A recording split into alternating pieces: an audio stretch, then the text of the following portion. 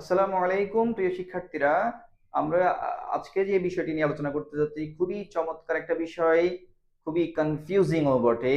কারণ হচ্ছে কি, এই ধরনের প্রশ্ন অ্যাডমিশন টেস্টেও আসে এবং খুব বেশি হাইলি কম্পিটিটিভ যে এক্সামগুলো ওগুলোতেই বেশি আসে।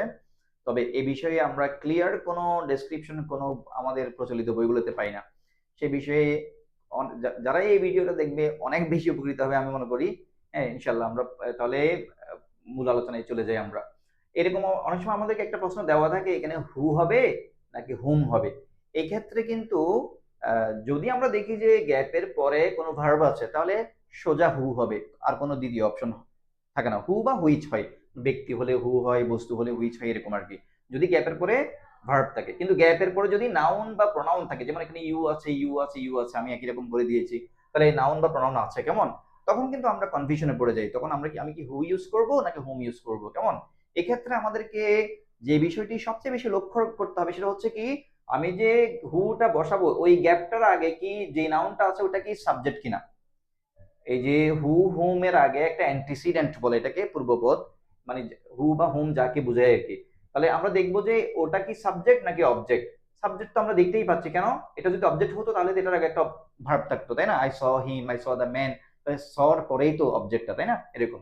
তাহলে এটা সাবজেক্ট অবস্থায়, সাবজেক্ট অবস্থায় যদি এরকম হু বা হুম আমাদেরকে বসাতে বলে, কেমন, এটা নিয়ে ঝামেলা হয়, তাই সেক্ষেত্রে আমরা কি করব, সেক্ষেত্রে আমরা দেখবো যে ফাইনাইট ভার্বের সংখ্যা, অর্থাৎ পরবর্তী যে অংশটুকু আছে সেন্টেন্সের সেখানে ফাইনাইট ভার্বের সংখ্যা কতটুকু দেখবো। ফাইনাইট ভার্বের সংখ্যা যদি জোড় হয়, কেমন, জোড় হলে হুম আনসার করতে হবে। ফাইনাইট ভার্বের সংখ্যা জোড় হলে হুম আনসার করতে হবে, আর ফাইনাইট ভার্বের সংখ্যা বিজোড় হলে হু আনসার করতে হবে।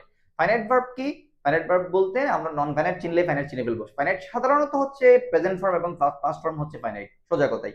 নন ফাইনাইট কি, নন ফাইনাইট হচ্ছে to plus verb, verb plus ING এবং ভার্ব পাস্ট পার্টিসিপল। তাহলে আমরা যখন এই তিনটা জানলে বাকি সবগুলো ফাইনাইট হবে, ফাইনাইটের সংখ্যা আমরা বের করে ফেলতে পারবো। তাহলে আমরা এখানে দেখতে পাচ্ছি কি, স এটা পাস্ট ফর্মে আছে, ওয়াজ এটা পাস্ট ফর্মে আছে, তাহলে এখানে আর কোনো ভার্ব তো নাই। এখানে দুইটা ভার্ব, দুইটা ফাইনাইট ভার্ব আছে। দুইটা ফাইনাইট ভার্ব মানে হচ্ছে জোড় সংখ্যক, জোড় সংখ্যক হলে আমরা নিশ্চিন্তে হুম আনসার করে দেব। হুম। এরপর হচ্ছে কি, যদি বিজোড় থাকে, যেমন দ্বিতীয় সেন্টেন্সটিতে আমরা দেখতে পাচ্ছি কি, এখানে থট আছে। অনেকে কনফিউশনে পড়ে যাবে, থট তো পাস্ট পার্টিসিপল হতে পারে, থিংক, থট, থট দুটোটা একই রকম।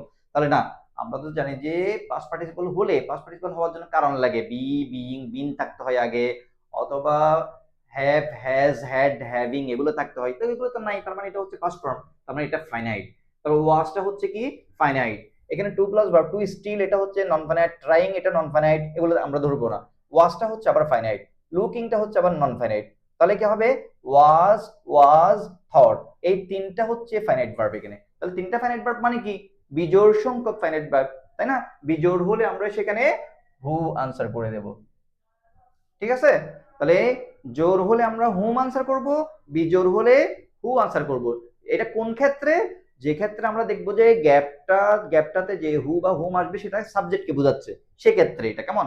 অবজেক্টকে বোঝালে আবার উল্টো হয়, সেটা আমরা আরেকটা ক্লাসে পড়বো ইনশাল্লাহ। তাহলে আমরা তৃতীয় সেন্টেন্সটা দেখি, দ্য ম্যান ড্যাশ আছে, ড্যাশের পরে ইউ আছে আমরা দেখতে পাচ্ছি। এখন আমরা কি করব, ফাইনাইট গুলো গুনবো। ফাইনাইট কয়টা, এই যে থট একটা আছে, এটা কিন্তু নন ফাইনাইট, আবার ওয়াজ এটা ফাইনাইট। তাহলে ফাইনাইটের সংখ্যা জোর, জোর হলে আমরা হুম আনসার করব। তাহলে বিজোর হলে হু, জোর হলে হুম, এটা হচ্ছে সাবজেক্টের ক্ষেত্রে, কেমন, এগুলো করে আমরা মনে রাখবো। তাহলে সেন্টেন্সের মিনিং গুলো কেমন হচ্ছে, the man whom you saw there was a spy, যে লোকটাকে ওখানে তুমি দেখেছিলে তিনি ছিলেন একজন গোয়েন্দা। আবার এটা কি, the man who you thought was trying to steal, যেই লোকটা চুরি করছিল বলে তুমি ধারণা করেছিলে, তিনি মূলত was actually looking for an address, উনি মূলত একটি ঠিকানা খুঁজছিলেন, ঠিক আছে। তাহলে এরপরে কি বলা আছে, the man whom you thought to be a thief, যে লোকটাকে তুমি চোর বলে ভেবেছিলে তিনি ছিলেন মূলত একজন গোয়েন্দা। কথা বুঝে আসছে। এইভাবে করে আমরা জোর সংখ্যক ফাইনাইট ভার্ব নাকি নন বিজোড় সংখ্যক নন ফাইনাইট ভার্ব, এটা দেখে দেখে আমরা হু বা হুম কোনটা হবে আমরা নির্ণয় করে ফেলতে পারবো। ওকে, আমরা নেক্সট ক্লাসে অবজেক্ট অবস্থায় কি হয় সেটা শিখবো। আজকে এটুকুই।